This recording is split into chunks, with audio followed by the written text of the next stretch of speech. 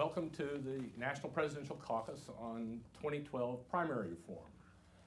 Today begins a two-month campaign to direct attention to a critical part of the electoral process, the selection of our party nominees, and how important that is to the process of electing a president, the highest office in the land, and how that actually works or doesn't work, as the case may be. The consensus is we had an extraordinary primary season just completed where record numbers of people were able to participate for the first time. Now having a taste for participation, what will be the appetite for participation 4 years from now? Why talk about 4 years from now is, of course, an obvious question. The answer is that the rules for the 2012 primary, assuming it doesn't happen in 2011, is that the Republicans set their rules at their quadrennial convention, which happens in about 2 months. So this creates a window of opportunity for everyone to weigh in, to provide input to how they'd like to see the process happen next time.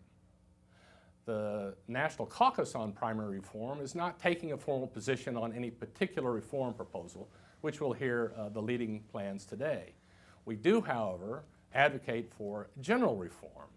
The one point I would say that we are in agreement about is that in 2008 it started too early.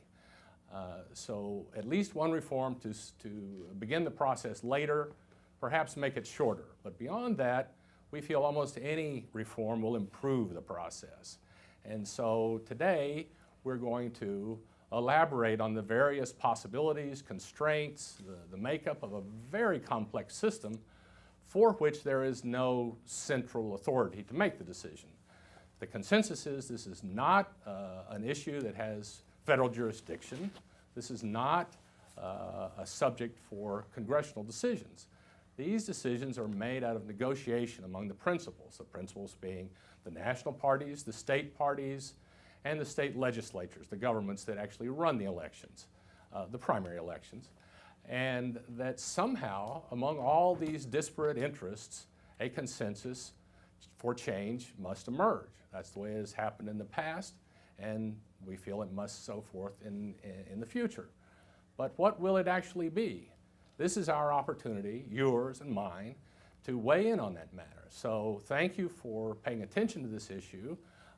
For your own response, please go to the blog and post your ideas and your comments. Also, start to think about ways you can become active in advocating for your particular position or supporting your representative who may be advocating on your behalf. So let's move to our panel, a most distinguished group that we have, which represent really the leaders in any potential reform are with us today, who will be involved necessarily in whatever may or may not happen.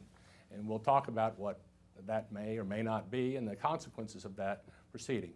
I'm going to hand our discussion moderation over to Ron Allen, correspondent from NBC, to lead us out and moderate a discussion which we hope you'll enjoy and pass along. Thank you.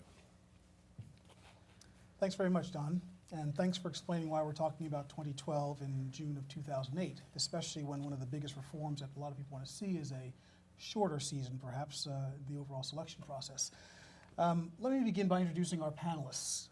With me is Bob Bennett, who is the chairman of the Ohio GOP, Jim Roosevelt, who is a co-chair of the Democratic National Committee's Rules Committee, David Norcross, who is the chairman of the RNC Rules Committee, and Mike Morrow, who is the Iowa Secretary of State and a co-chair of the National Association of Secretaries of State.